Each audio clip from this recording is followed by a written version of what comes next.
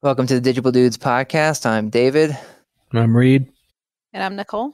Hey, look at that. You've got the three founders of Digible here today. So today's episode is an ode to 2020. Last year, it's inspired by a poem that Reid wrote that was an ode to 2019. So we're just doing a look back on 2020 from the standpoint of Digible, the company. And we were just saying off air that this episode is really more for the three founders, for us as to keep in memory of where we're at as a placeholder. Those that are close to us know that our whole darn world is almost wrapped up in Digible, and we've struggled to keep track of what the heck is happening day to day. So we thought this style podcast really helps us out to go back in the years ahead. So if the rest of you don't like it, then pound sand or something. I don't care. This is for us, not for you. But Reid, if they do want to not pound some sand, what the heck are we going to talk about today? Well, all sorts of, I guess, predictable categories. Biggest impact, reflecting on people, moments that made us laugh, made us cry. Although I don't think we got to that part, which is good. Did you cry? Even though I have Dick for meal up here. Yeah, it's kind of easy these days to get me going. But it is fun, and I encourage, I think I've shared this with you guys, like I'm starting to do more of this with my daughters, just trying to capture the moment. It's one of those cool things these days about, being able to stand up a podcast so quickly and have real informal, raw, like conversation. And you mentioned a lot of our listeners really appreciate that. And I hope they do, certainly not scripted. That's part of what I love, about this whole thing. But it's nice to do it with, your family and friends. So I just encourage people, like, as you hear this, like, think about your loved ones and try and start something similar. It's a lot of fun. Yeah, I originally, even though there are the COVID restrictions, we thought all three of us would be in the office to record this. And I did not tell you, Reid, or you, Nicole, but we have that bottle of champagne that Andy signed and gave to us. And I was like, I think it might be the day. Might be the day that I have a sip of the champagne, but you guys missed the window, so we'll have to find some other occasion. I'm going to adjust my bold predictions for 21 then and include that you'll have some champagne. Oh, yeah. Reid gave a Q2 for one of his predictions. So what's your prediction on this one? By the time we're all together again, maybe Q3. Q3. And do you know what it's related to? Any number of the milestones we've outlined in this episode. When we open up the second suite A. Yeah, that's a good one. We could do like a ribbon cutting ceremony or a shovel in the ground or whatever. Right. Put our hands in the, cement. Oh, yeah. Well, Nicole, what else do we cover in this episode? We definitely talk about the pandemic and how it's shifted the business, but maybe not in a way you would have thought. And that led to a lot of, I think, surprises for 2020, but also, at least for me, what I've been most proud of. So, you know what we missed? Reid said, laughed and cried. Let me ask you first, Nicole, but do you remember what made you laugh the most this year? I don't think so. Okay, well, I know Reid's, or I feel like I have Reid's. But Reid, do you want to give what you can about the interview, Lurch's interview? Oh my God. How in the world did that? I was like, where's he going with this? And if you didn't poke me about Lurch, I'm ashamed to say I may not have remembered that. Yeah, I don't know what you want me to say about it because there's not a lot I can probably, or I should. Feel like you could say if you're not saying names, I feel like it's totally safe. Well, Lurch had an interview. I think it was for the data engineer position or one of them, not the data scientist, but it doesn't make a difference. Candidate had a very perverse image on the background, like in the Zoom, and didn't realize it. Lurch was recording it because there was some members of his team that were running late. So I got the privilege of getting to watch that and see Lurch's reaction, which, man, the guy is a total pro. Like, I'd never would have kept it together the way he did. But it took probably, I feel like, at least a minute and a half I should have looked at the timing on that, but before he was able to swap out the background for a normal background image. And yeah, that was without a doubt the hardest I laughed this year. Yeah. In 19, I think it was the Google visit. 100%. Yeah. But his reaction to this was like basically a duplicate, at least as far as I remember. But I think it was like a minute and a half. What I love about that is neither Lurch nor the candidate like brought it up. I mean, they both, like, and then Bobby jumps into the interview like right after the things get corrected, and they just carry on. And I don't know. I don't know that I could have asked a question like Lurch how he went straight into it. You're right. I think pro is the only word you can give him. Yeah.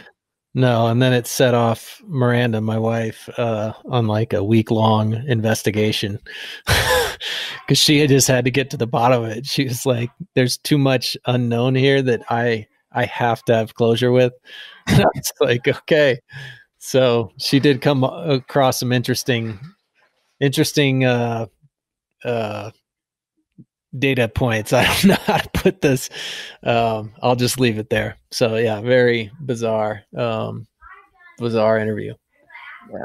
Well, I feel like that had to be the laugh of the year. I had a laugh where I was just a giggle factory, and I cannot remember what that was, but I remember it kind of freaked my team out. I was on some like team call, and I started telling them something, and I just couldn't stop myself. And I realized this as it was happening, that my team is not used to seeing me laugh. That it's like, I mean, I'm friendly enough, but it's like tends to be more like go go go. And I could sense through the Zoom them being like, what the hell is happening right now? And that just made me laugh more because I just it's like they're seeing this like maniacal like fellow on the other end just laughing and losing his mind, and they're like, all right, he finally broke. All right, well, anyways, this if this episode seems fun to you, then stay tuned.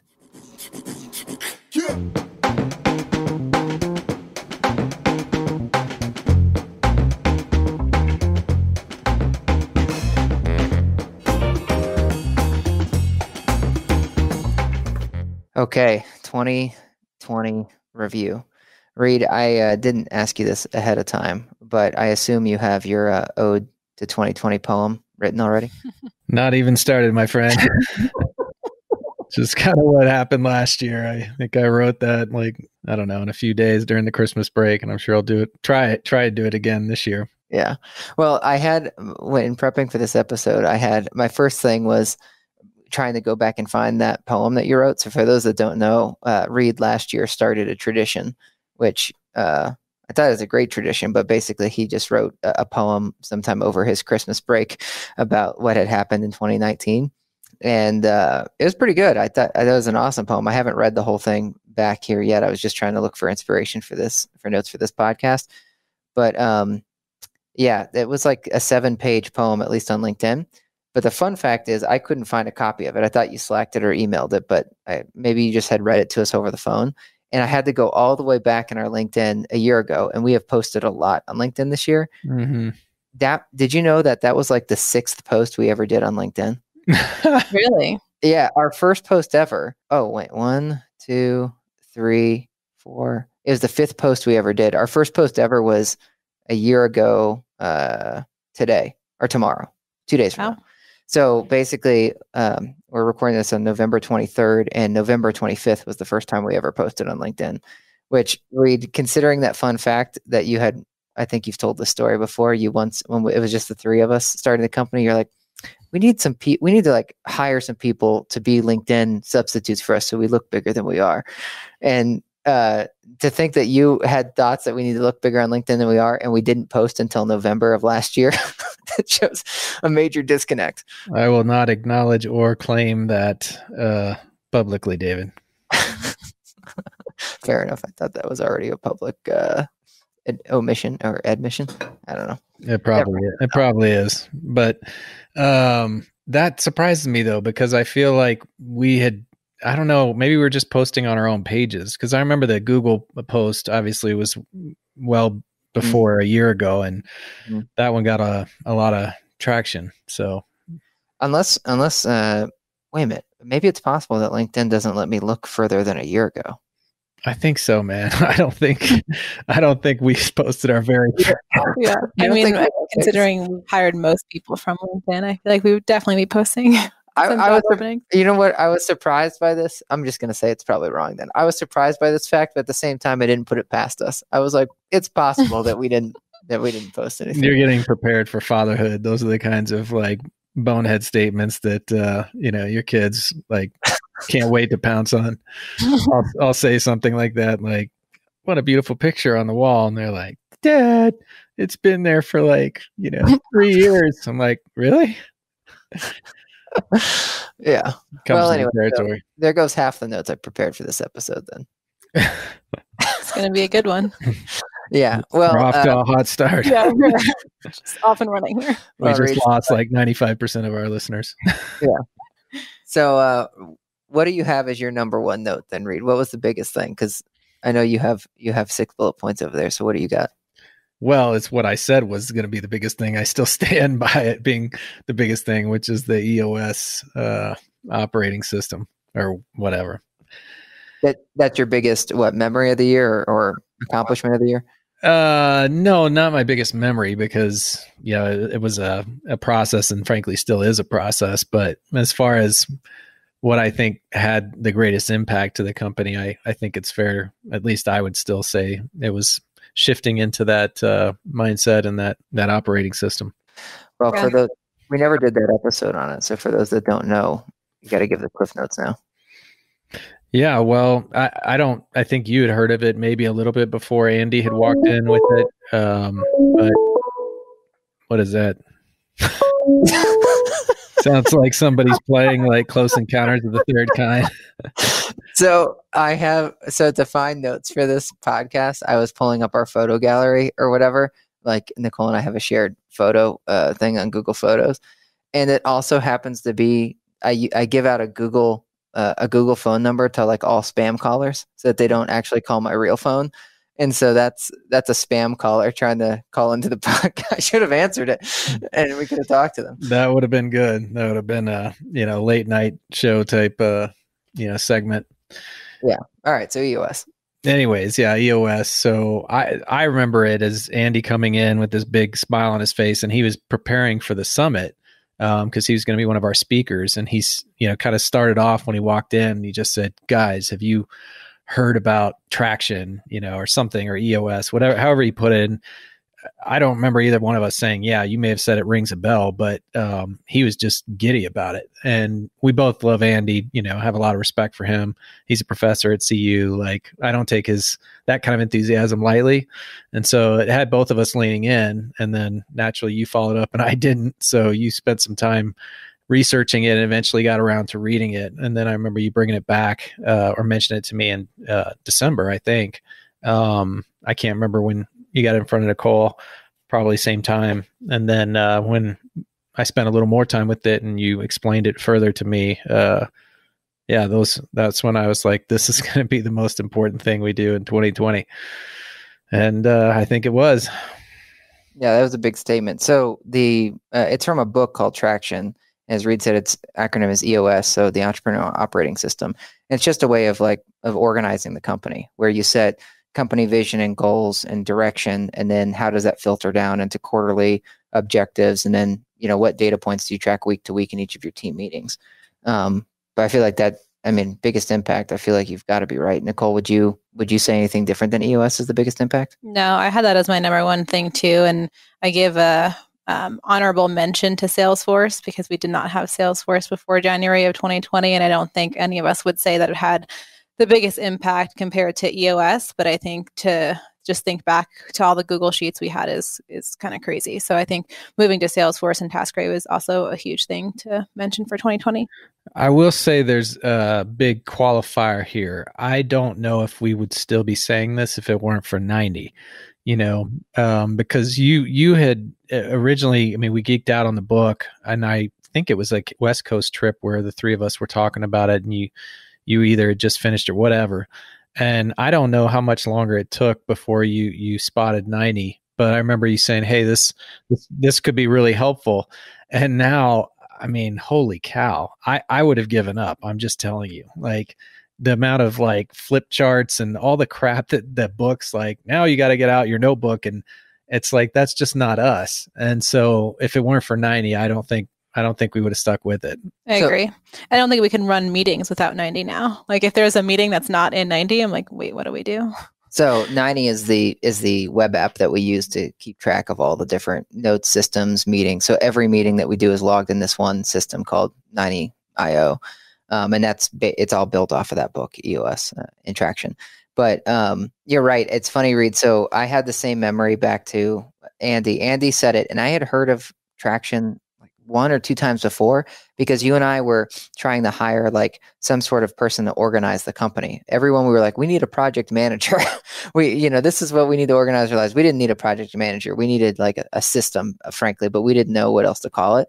And you had actually asked Andy in a meeting as prep, like, hey, how do you guys do it? And then he went off about it. But it's weird because you could tell he liked it, but he didn't like come out and say, let me buy you a copy of the book. Like now I must have sent like a half dozen people copies of this book. If it comes up, I just mail it to them because I feel like so bought in. But he almost was like tempering himself because you were asking him about Scrum and Agile and all this stuff. And then he's like, well, have you looked at Traction? And he's like, it's about the same, probably what you need.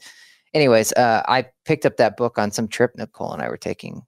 We were on a plane. We were going to Phoenix.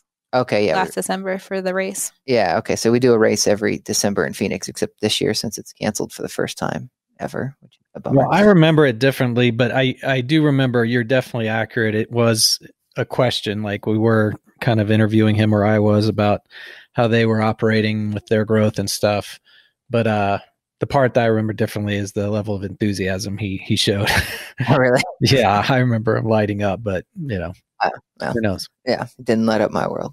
But what I was going to say is when I was on the plane, I must have been only like 35 pages into the book. And I immediately pulled up Southwest Wi-Fi and started finding, like Googling 90, like how to organize Traction. I was like, there has to be an app for this because there's no way I'm printing all these sheets because it says bring this sheet to every meeting. I'm like, not going to work for me because I make fun of you for using a printer all the time. It's on your damn desk over here. And I can't revert to paper now.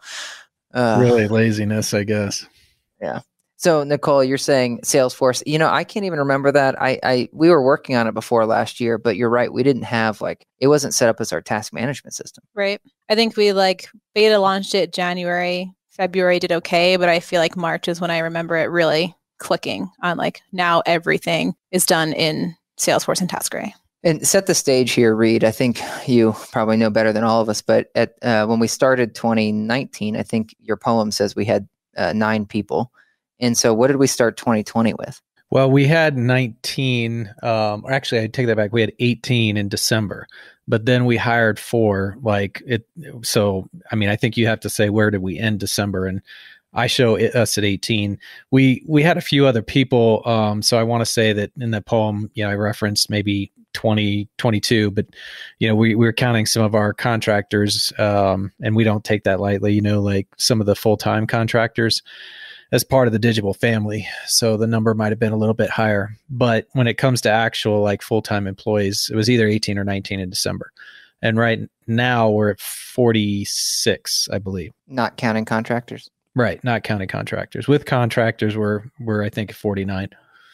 Yeah. And when I say that again, I mean full-time. Yeah. Yeah. Not part-time contractors. Yeah. So that's Jack, Emmanuel, and Fed. Yeah.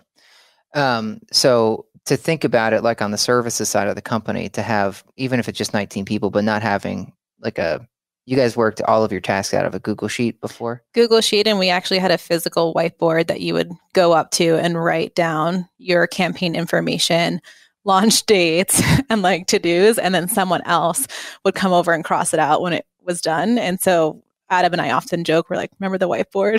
That was insane that we were, doing so much physically on a whiteboard. I remember you guys being excited about presenting that.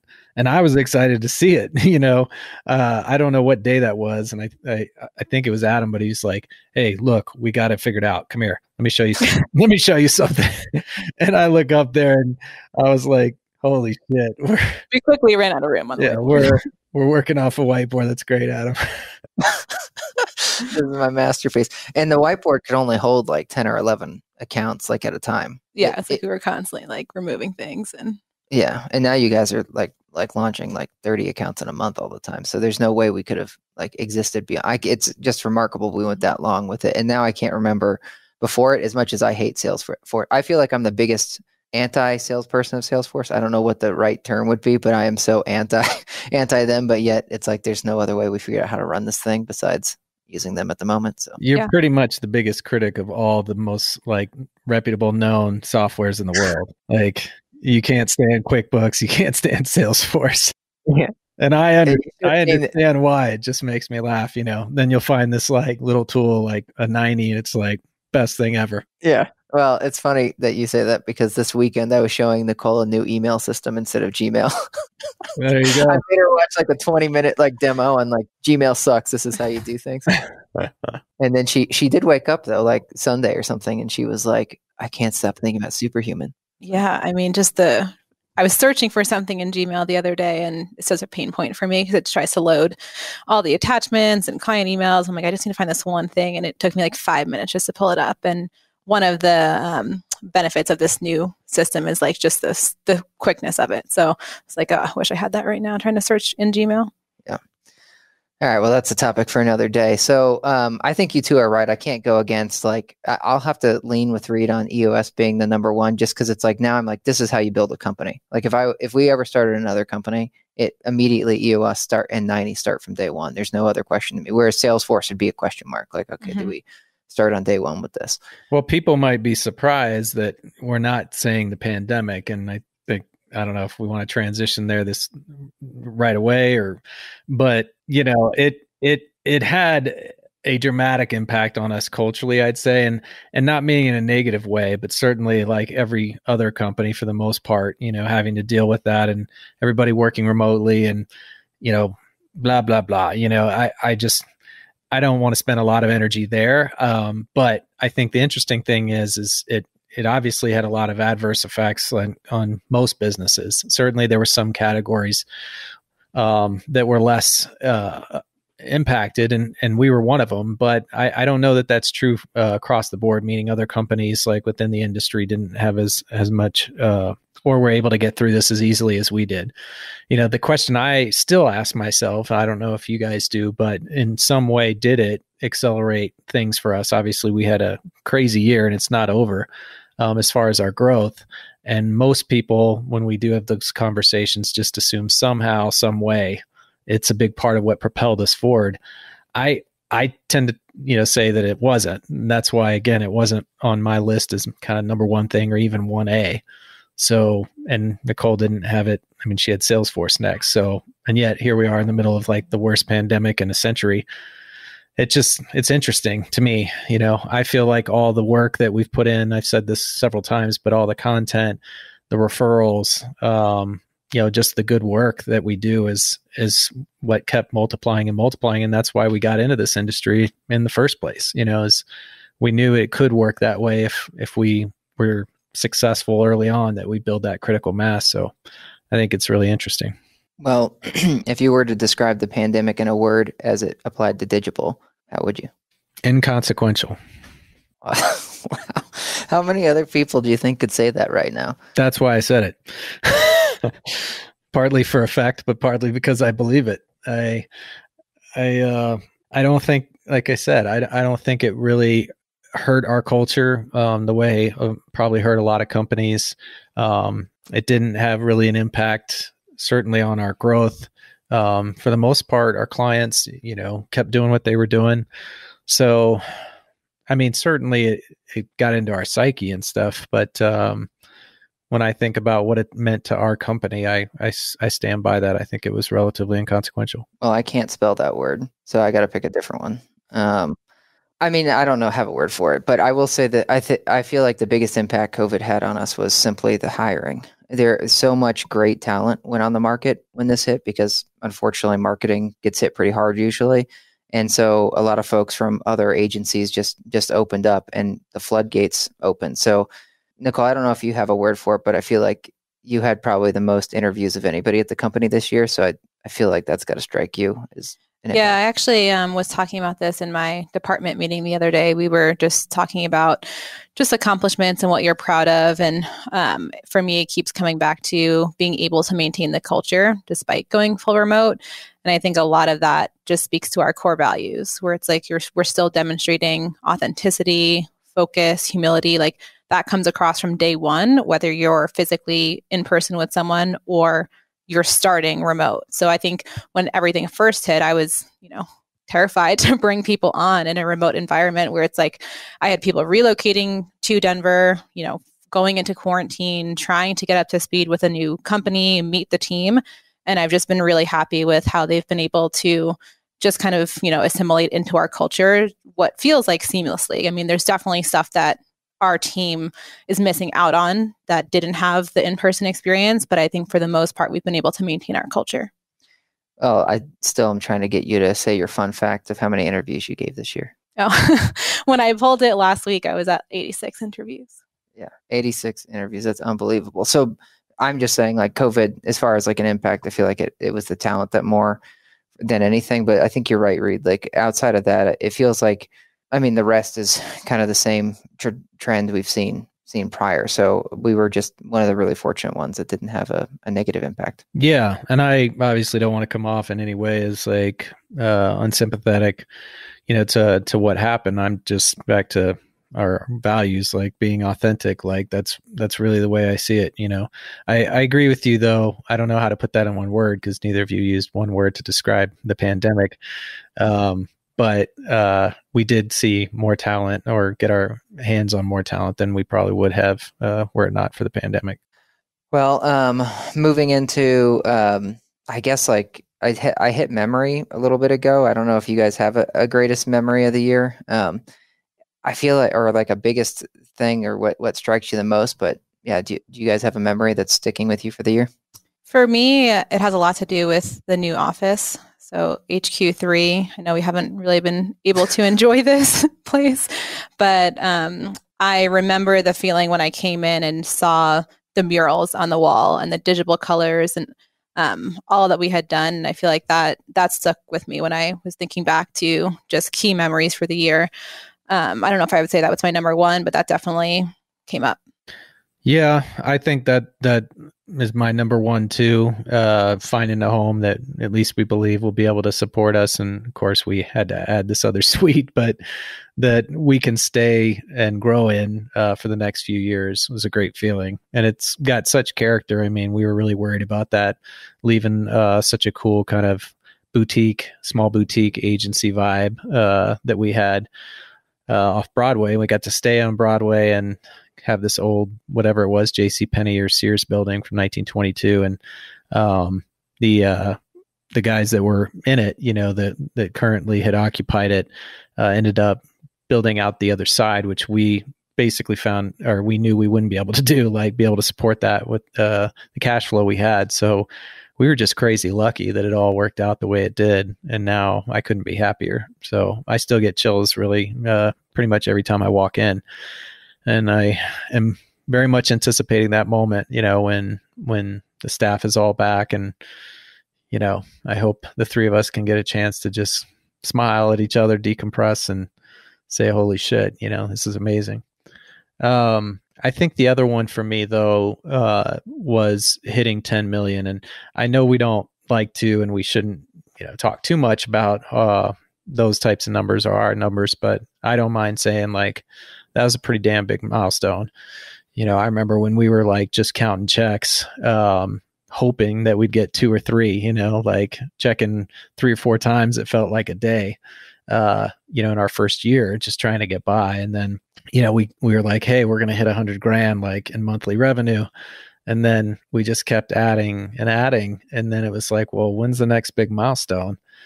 And before we knew it, I feel like instead of like the next mil, it was like, hey, we're going to hit 10 mil. And so that was a really big moment. And it was one of many that I wish we had gotten to celebrate properly. But becoming an 8-figure, size company, that's a big deal. What's funny about that is that has been part of the impact. I mean, culture as a company, I feel like we've kept, but as far as for myself, like I'm not great at trying to hold on to these moments. It's like something happens and I'm just like immediately, all right, what's next? And usually I feel like you and Nicole do a good job of grounding me to say like, hey, let's toast to this for a minute, or let's think about this. And with being remote, I haven't really been able to let those things sink in. So I don't know if it was at the 10 million mark or if it was at the 12 million mark or whatever, but I remember you just sent a Slack message, and it was like a Slack message that was like 10 million or 12 million or whatever. And then it was like a fist bump. And I was like, is that what we've come to these days? Like you used to celebrate when we got like another 10 grand or something. I know. Miranda's made that point known as well. She's like, so what do you guys celebrate now? Is it every 5? And I mean, we don't want to, I guess, somehow convey the wrong message here or idea about our growth and all that. It's just to say, yeah, like we went from going to the mailbox to saying, hey, each 100,000 to then 1 million. And then, it's like we blinked and we hit the 10, and obviously we're not looking back, and we'll see what we accomplish next year. But, I think it's a big deal. And I said this, and I wish, we were 1 month away, because this truly would have been on my list pretty high up. Obviously I've become somewhat obsessed with this, Fortune or whatever, the Inc 5,000. But if we had started the company 1 month earlier, we would have appeared number 63, I think, on the fastest growing private companies in America over the last 3 years. That's pretty cool feeling. Just needed to found it 1 month earlier. So a couple of things. You're saying that 1 month earlier because that's their time frame. It's a 3 year. Yeah, you have to you have to bring in over $100,000 in revenue, in that first year to qualify, and it has to be in March, and we found it in April. So you don't have to have the 100 in March. Just at the end of the year, you have to have done 100,000 in revenue, and then it's 3 years. So 17, 18, and 19. Yeah, and the thing with the revenue number for I don't know, those listening, for us, I think anyone listening probably knows we're not a sales driven organization. You can imagine that we don't do like rah rallies around get more accounts. In fact, that doesn't happen at all. It's just more about the security. So Adam, who was our first employee besides the three of us, is still with us, and he hit his 3-year anniversary last Friday, right? And so he was employee number 4, and with him, we were just like, how the heck can we get the stability, right? We were just like, how can we make sure that we don't die on the vine? And so, the tracking of the revenue was like, how do we hit this mark so that we know that we're stable, secure, and we don't have anything to worry about anymore. And unfortunately, like our, I guess, appetites as far as like the investments we want to make keep growing. So that keeps getting pushed further and further out. I think at first, Reid, you were like, we just need to hit like 140,000 and we'll be good. And yeah. I think the first legit number I threw out was 175. I was like, we're home free at that point. And now I'm still having to throw numbers like that out at you and Nicole. Yeah. All right. Well, from memory, for me, I think you're right mostly about the office. It's actually like when we had most people in the office, just a few remote, and we had to use the microphone to actually hold our Monday stand-up. I think for me, that was like, wow, this actually starts to feel like, you're starting to feel more energy, more buzz of people. So I'm sure there's a different memory, but I think since Nicole has planted that in my mind about the office, that the fact that we had to get a microphone really hit me. So how about biggest surprise? I have 4 things here, so this is my third thing. So what is your biggest, is there a big surprise that comes to mind from this year? And I guess it's probably convenient to do, to hit COVID. So I was going to say outside the pandemic. Yeah. Go ahead, Nicole. Wow. I feel like I could take a cop-out answer and talk about the revenue, because I feel like we blew past projections. So that was a huge surprise. And I would say the team growth, I wasn't expecting the team to grow as much, obviously as a result of the revenue. But I think all of the growth has been a huge surprise for me looking back. Yeah. Not to make this an uninteresting podcast and basically just repeat what Nicole's saying. It's hard for me to think of a bigger surprise. And you guys know, I had high expectations. We all did, and believed in ourselves and knew like if we started to catch fire, so to speak, that we probably do really well in this industry. But I had my doubts, about getting getting to 7 million, much less where we are today. So just kind of mind blowing, the growth. Yeah, I'll say kind of take it a slightly different angle, but I expected like something to go wrong. Like I mean, we've been doing this now, obviously 3.5 years, and it just seems like we're due to trip on something or fall over something. And not that we've been like flawless. It just means strategically, from major strategic decisions, we haven't fallen down, and from market conditions, we haven't been impacted. So, I mean, it's kind of going with the growth, but it's more about the fact that we don't have that it just hasn't gone the other direction at some point. Yeah, so that's mine. Yeah, it's a natural feeling. You know, we talked to another founder of another ed tech that's in multifamily, but is in other industries, and you know, his surprise, the one that you're kind of saying, well, you weren't expecting us to suddenly plateau or go backwards, but that did happen for him and his company after a ton of growth, and so that is certainly a worry. I didn't expect the bubble to burst, maybe, you know, like in 2020, but I did figure there'd be a few more kind of hiccups along the way. And, you know, we're lucky that didn't happen. I don't want this to come off as negative anyway, but I will say a surprise for me is that we weren't able to really build on the momentum that we had built up with Fiona. So I'm still super, you know, obviously motivated, encouraged, and I know we all are about where we're going to take that platform. But I had expected, I'll say, after where we were going into 20, that we were going to double or triple our account volume there. And I think the pandemic may have had a tiny piece of that, but really it was just also, hey, you know, we got some more work to do, some things to think about if we're really going to be able to scale this the way we thought. Yeah, I think that's a great point. I'd say, like, I mean, if you think going into the year, I definitely would have. I guess that you could count that as biggest surprise. I thought things were going to hit with a little bit more steam than they had, but the whole conference circuit being shut down and like travel to clients being shut down. It's funny because like there's winners and losers of I guess like moments like this, right? Like Zoom obviously is a big winner, but then it also there's like two reactions. Often people will say, hey, we got to try something else because something's changed and we got to try something else. And sometimes people say we got to try something new, right? And Fiona is definitely one of those new things. And most people haven't felt like, oh, shoot, it's time to try something new. In fact, it seems like most clients, their immediate reaction was to turtle up and say, we need to do more of what we know has worked and not take too many risks. So feels like that definitely was a victim, and we'll see if we can pick that momentum back up next year, or if it's, you know, just faded from memory because you don't get to build on, you know, that event buzz. Mm-hmm. Well, and I have one more, and then I'm sure you guys have some. But Reid, this is always your question. But you made a bold prediction last year, and so far it hasn't panned out. So what do you have for 21? Well, if that was about you guys expecting.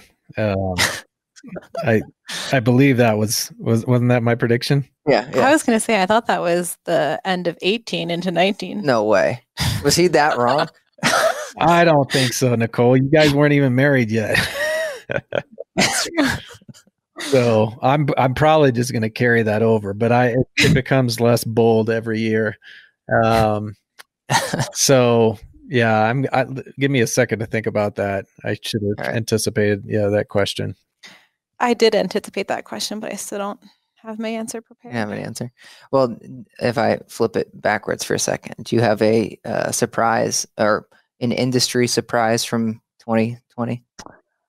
I don't know if I would bucket this under industry surprise, but came to mind when you were talking through the conferences and Zoom, because I do think the conference circuit definitely impacted what our expected growth on Fiona was. I think, you know, the brand speaks for itself, and that repetition definitely helps getting in front of clients. And then, you know, we usually see some new portfolios try the platform out after those conferences. So I definitely think that helped. But going back to the Zoom thing, I've been surprised by how we've still been able to build personal relationships through Zoom, and sometimes even better than before. So I think Zoom has forced us all to be like on video nonstop, where that wasn't really our company culture before the pandemic.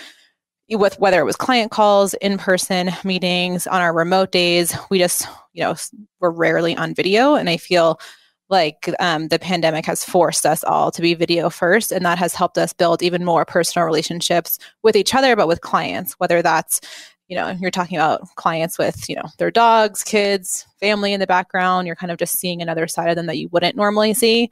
And then I think specifically on your team, David, you've done a great job with your MTV Cribs, or basically how your team does house tours for like just team building. And it's like, that would have never happened. You never really saw someone's personal life, from a work capacity. So I feel like that really has helped us build more personal relationships. And so I think that's been a pleasant surprise. Yeah, Eddie just flew back to Boston to spend out the rest of the year. He's on the organic social team.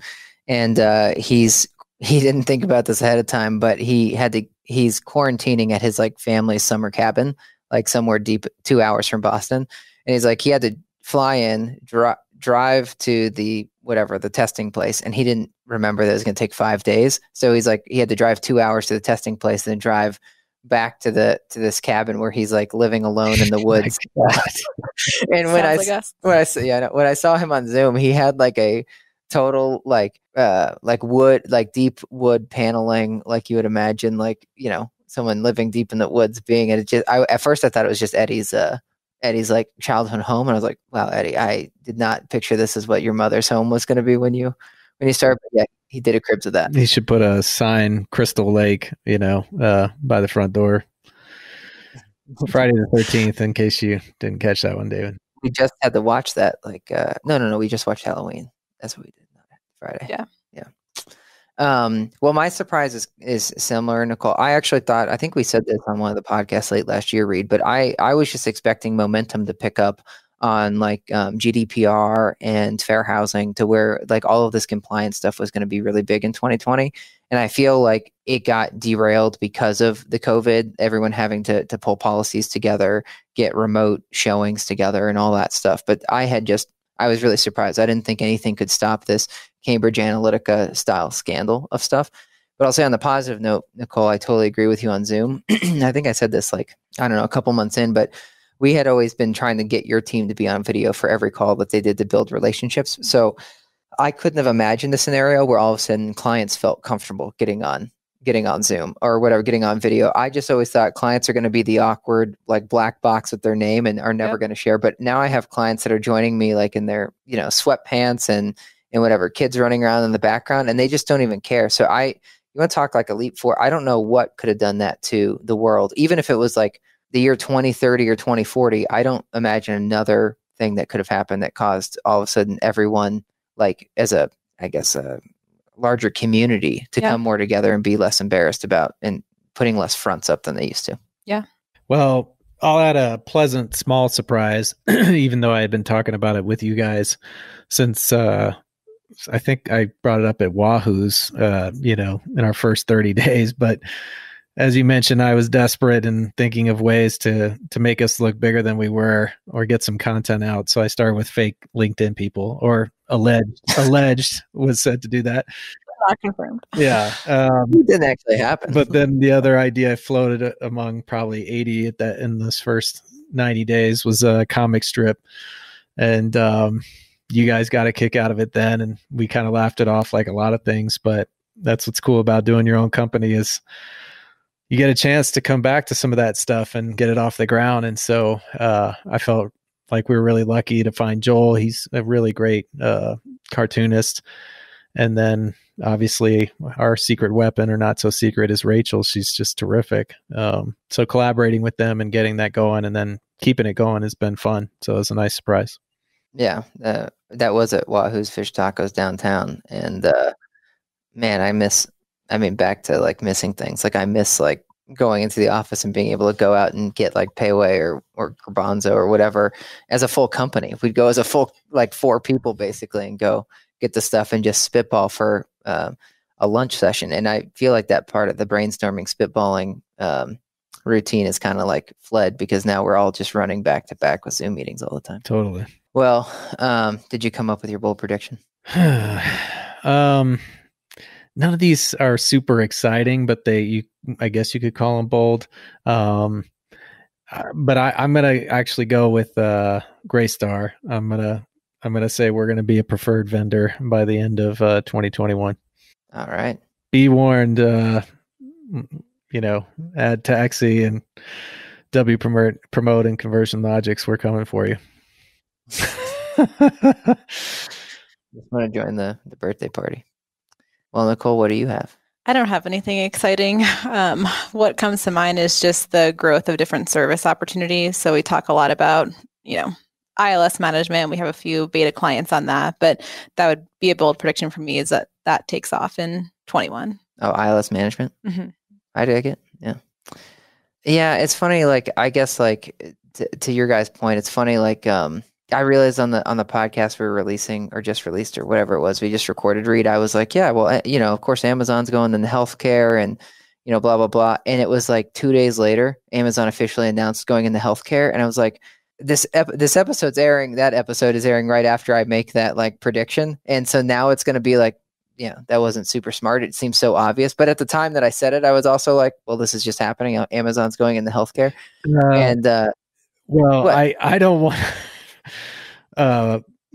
pee in your Cheerios, but that had been like talked about, I don't know if you're basing it off of that, like more the timing of it, but I had heard that a couple of years ago, actually, I think the first time on NPR.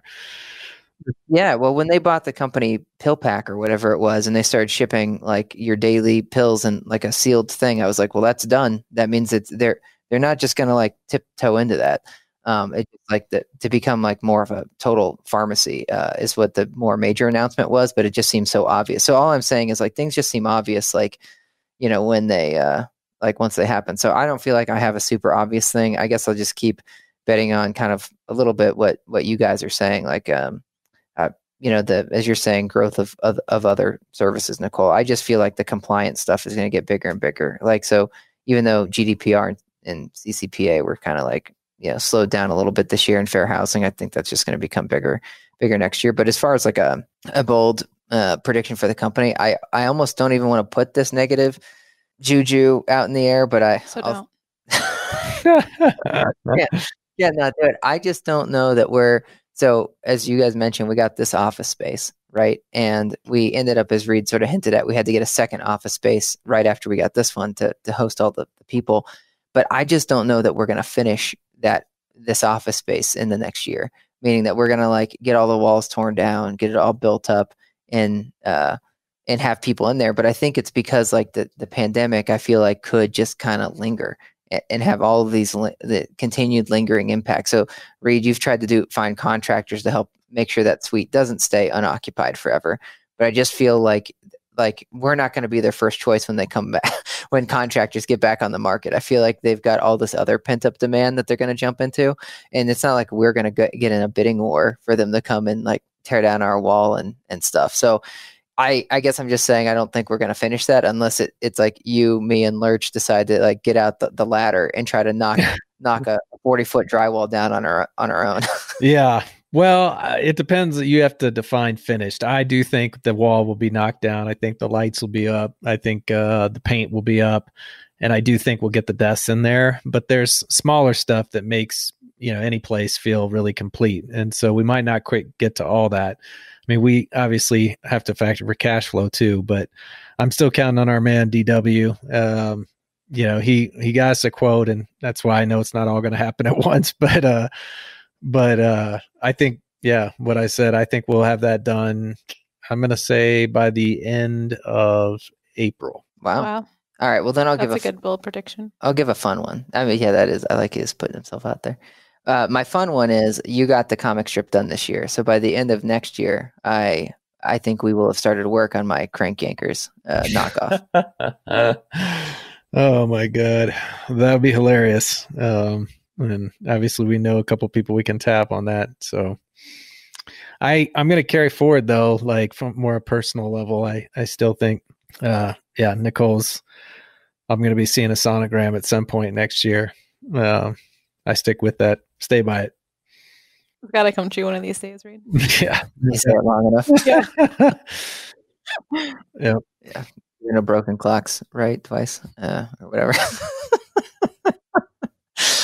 All right. Well, those were my four main questions of the year. I certainly had other notes of other fun things that we did. I think one of the fun facts of the year, though, Reid, is you mentioned that you don't think you traveled once for work this year. Yeah, I mean, I didn't quite keep up with you and Nicole in 19, but I wasn't far behind you. You know, I went on obviously a lot of the same trips and went on a one or two, I think, independently. But yeah, I don't remember doing anything in those first couple months, and then it all hit in March. So pretty dramatic change from where we were a year ago.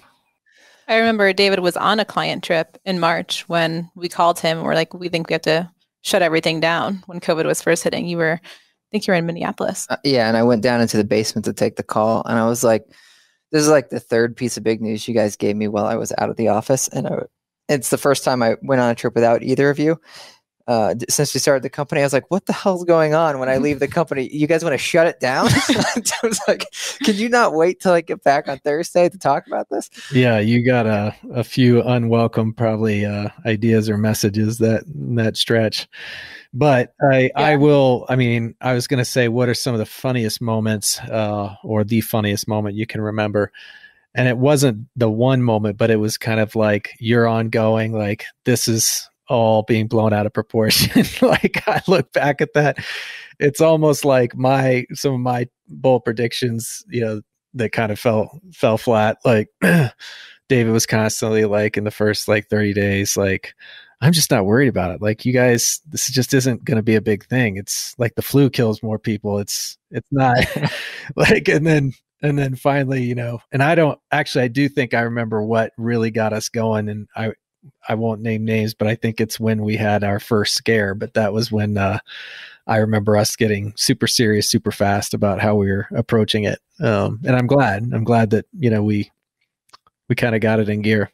Well, I also think it's just good to note that I remember I picked you up from the airport that Thursday. And then that was the last time we were all in the office together. So everyone was packing their desks, and that was in HQ1. And we were all like, see you guys in 2 weeks. We're going to shut down the office for 2 weeks. Who knows when we'll be back, I'm sure, as many people can relate to. But then the lease on this new office started, I think, like March 17th or something. And so no one ever went back to that old office. So just crazy to think about. Yeah. And then I don't know how long it was before we even got to 2 teams. I mean, that's the saddest part of this whole thing, right? With the office is you're exactly right on the lease date. And then, gosh, it felt like maybe June before we started doing the staged like teams coming back in office. And I remember having one day, and that was one of my happiest moments like this year was, I think it was, even though it wasn't the normal schedule, but I want to say it was client services and paid media together. I may have that wrong, but there was just one day where I saw like 15 people, 15, right? Out of, you know, now almost 50, but there was a buzz and energy. And I just remember telling you guys that, like, it felt awesome. And I was like crossing my fingers that we were going to be able to keep going down that path. But then we had a couple of more scares, and the rest is history, right? Like, we are where we are now. Yeah. You actually just reminded me, like, one of my biggest surprises of the year would be when we came in on like October 1st or whatever, and you and your family had decorated the office in Halloween. And I just like, because like the office is like a ghost town because no one's ever here. I couldn't believe you guys took your weekend to do that. And then the fact that you kept it hidden and didn't say anything, and then like nobody ever comes in the office. So why even decorate it anyways? But you guys totally like decked out both 2 stories of the entire office, putting rats and skeletons and whatever all over the place. Yeah. Well, part of that's also when you are dealing with COVID in a family of 5, like any opportunity to get out and do something, like it wasn't hard to get my girls excited about that. Plus Halloween's one of their favorite, like close number 2 to Christmas. So they were like, can we put these rats and like, you know, this stuff in that desk? And I was like, yeah, knock yourself out. You know, I'll take care of the lights. So, yeah, that was a lot of fun. I also did make a bet with my team. I was like, what, you know, over under chances that Halloween decorations are going to be up on like January 6th, whenever we come back. And to a man, they were like 100%. No, I was going to say bull prediction 21. They're up all year. Yeah. Leave it. I actually got cited multiple times in my neighborhood for leaving Christmas lights up, year round. Like Wyckoff over there just refuses to get back on the roof. And so I did eventually take him down because we got sideways with our HOA in a big way, like on multiple things. But I just got back on the roof yesterday or 2 days ago. So we'll see how long those last. Wow, that's so funny because we didn't take ours. I mean, not like we have a lot of lights up. We had a railing done that you did. And we took it down in like July or something. Yeah, it was definitely summer. But it was only. I think the lights died eventually. No, that's why I took them down. The lights finally petered out, and I was like, all right, this has got to go. Well, another fond memory, not a surprise, but we just didn't get a chance at much cultural stuff, obviously. But we had two fun things. One was the draft house. So I thought that was a lot of fun. That was the most people I had seen. I didn't recognize half of them because of their masks, or I hadn't actually seen them in person because we hired so many people during that stretch. But that was a blast having, we watched 16 Candles in Jurassic Park. And then what was the other one? Oh, the conference room competition. I thought that was fun too, like seeing all the teams put together their different rooms, and then the videos that were done, getting a vote on that. So I thought that was a great memory. Yeah, that was super cool. And you're right, I didn't recognize anybody. Yeah, didn't know anyone. But I loved watching Jurassic Park in a theater. That was something, I think I may have told you this story, Reid, but that came out in, I think it was 93. So I was in third grade, and is rated PG-13, and I thought my parents would get arrested if I went and saw the movies. So my sister was in second grade, and she went, and I was like, "You're gonna get our parents arrested. What are you doing?" But they offered for both of us to go, but I was such an actual Boy Scout that I was like, I'm not gonna go break the law and get you arrested. Yeah. So I stayed at home, and she came back, and she was like, tears had been running down her face from fright of the movie. Oh my God. And I was like, what the hell happened in this film? Now I got to see it. And I had to wait till it came out on VHS for us to buy it so I could go watch it. Too funny, man. Well, I'm trying to think, I don't know if it's coming through, but like just the exhaustion. I mean, this isn't a memory. It's just like, I will say, like, I'm limping to the finish line. For the most part, I feel like our endurance has kept up well through the year. But I'm looking forward to some type of break. And then, obviously, as usual, getting recharged for the next year. But part of that's also just the exhaustion of the pandemic. It is just so fatiguing mentally. And maybe, that's the impact I said it didn't have. It's starting to get there with me. And I just can't wait for so many obvious reasons for these vaccines hopefully to come and do the job and get people back in the office. But I need that, social interaction. Yeah. Yeah. I think today I told you, Reid, was the first time I felt like I had the case of the Mondays. Yeah. Like ever, at the company. And it wasn't that I didn't want to be here. It was just that I could not get my energy up. I just felt so like toast. Well, I have one more that used to pull on us all the time, Reid, and I'm curious, Nicole, you'll probably remember this, but word of looking forward into 21, what would be the word you would use to describe 21? What an airball. I was going to let it hang, and I was like, people are going to think they're Spotify paused. Yeah, that's fair. I was trying to be a gentleman, actually. No, I wasn't. I didn't have a word ready. I was going to let Nicole go first. I'm going to say fair housing. And you know what that means. It's interesting. You go with a product or whatever, a topic, I guess, more of the year. And that's for the industry, Reid, or for us as Digible? More us as Digible. I don't think the industry is going to pay a whole lot more attention, than they did last year. Maybe a little bit if there's some more suits, but I'm pretty fired up as you know, and you are too, just about what we'll be introducing next year.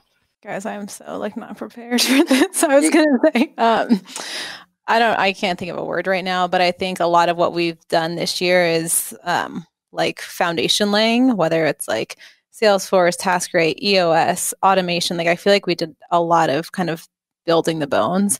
And so I think we're just gonna start to capitalize on that even more in 21. So I think there's going to be a lot of like just teamwork aspect. I think there's going to be a lot of gelling, clicking that goes on. And then I arrived at the word training because we are making big investments on the training side. So that doesn't seem as exciting, but I think that kind of wraps together this idea of like really being super solid on making sure all the growth that we've had is not only sustainable, but that everyone feels really good about what are building on from 2020. Nice recovery, Nicole. Yeah. It was a fair time. Thank you. I'll take it. I think it's big for you to even say that you're not prepared. Usually you do the podcast, you're just freaking out internally, but you're getting comfortable. It's good. Well, mine is more personal than anything. I know that like whatever, like anybody, like meaning any of the three of us, our energy can rub off on other people at the company, which has a cascading like avalanche effect on the entire culture. So this is more for me personally. My word is lean back, or whatever hyphenated word or whatever. And that's you guys will know that because generally when I'm in a meeting or in a conversation, I'm usually like leaning forward, elbows on the table or whatever. And it's just forward. And that can be rough on people, particularly as we've grown. And so I want to try to do more of my lean back. So almost like what you're saying, Nicole, like letting the foundation and the bones just kind of like trust the process and the system, and that I don't need to be continuing to push against this flywheel or whatever that analogy we want to use. It's not that it's going to stop like Digible's like as a company, the innovation or how we're pushing. I just don't want to continue to push and basically push people over. Well, do you guys have any other memories that you want to bring up or things you want to hit real quick?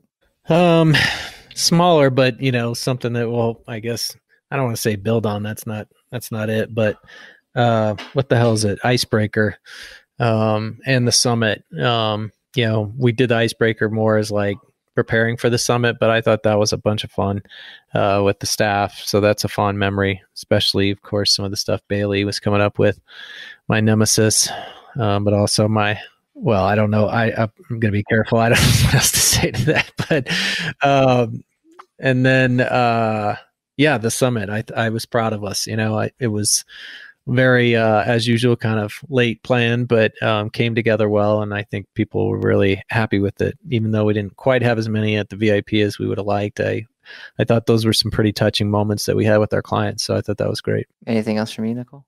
No, I think the summit's a great one. I think everyone did a decent job too, like each department on some smaller team building activities. We had obviously the two big ones for the company, but whether it was like my team did a park day at Wash Park where we all just kind of went out, social distance, got outside. I know Adam's team did like a barbecue. So I think we had small pockets of still team building and keeping the culture. So I think those were fun events. Well, last thing I have, I guess, is this is because I just wrote my, what did I call it? I don't forget what I called Adam's note that I just wrote him. But since Adam just hit his 3-year, we had a quick Slack conversation between the four of us.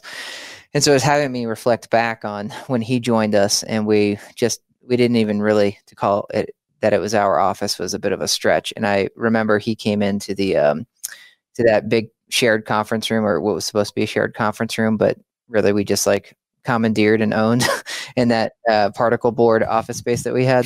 And I hate particle board. But I remember he sat across the table and we interviewed him. And I think you had brought me in for like the last interview. I think you had talked to him once or twice before me. And we had one prior employee that didn't work out for us. And that was like a flash in the pan. And then he was the first like long-term hire we actually had. And I just remember thinking like, well, if this guy's crazy enough to take a shot on us, I guess we should let him. I was like, I guess he could do the job, but I didn't know. I have zero idea like where we would be now 3 years later. And just thinking specifically back to him, to his 3-year anniversary and to where we are now, if something had happened a year ago and we had, if I had passed on or we collapsed or whatever, the company sold or whatever, if we had pushed pause on the company at that time, I would have felt totally incomplete. But now looking at where we've come from, like when Adam first, jumped in that office with us to where we are now, if we put pause on this, I don't feel as if I would have this chip on my shoulder or like unhappiness or this void or whatever. I feel, and it's not to go, and I feel like you said you hadn't seen this movie, Reid, but Brewster's Millions. Yeah. Did you see that? Okay. You remember how like he asked, I think I've brought this up before, he asked the decorator woman to build him the office of his dreams.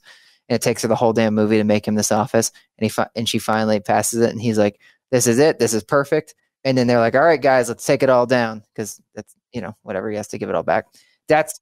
I feel like that's kind of how I feel right now about the company. Like the culture is gelling so well. The people are developing so well. They're really, they seem really motivated and happy. And we have our infrastructure, super baked out. And so if we put pause or whatever, if I disappeared tomorrow, I feel like I feel good about it. And I'm not saying that as any kind of, because I'm reading that morbid book I told you guys about this morning. I'm just saying that I just feel really, really good about where we are. And I feel, I guess like more, complete, I don't know, career wise or however you want to say it. But I used to always carry this chip that I don't feel like I'm going to carry that much longer. Well, that's awesome. It's gotta be a big feeling. And I more or less share it. I want to, I guess financially like turn the corner. And I mean for the company, and you could say we could do that when we want. So that's part of what makes me feel better right now is if we really wanted to operate that way and manage it that way, we could, but we're comfortable still going kind of pursuing that growth and letting things happen as they do. But that'd just be the missing piece of the puzzle for me. Everything else I feel too. Like I look around, especially at the leadership team. I love seeing that, seeing some of the internal promotions, some folks we brought in from the outside, but just seeing how much everybody's grown. Feels like, we've been working together for 10 years, but it really hasn't been that long. So it's a great sign. And obviously when we are checking in on the happiness, like those pulse checks generally look really good. So it's definitely a good feeling. Cool. Well, I guess we should get out of here. All right. Peace.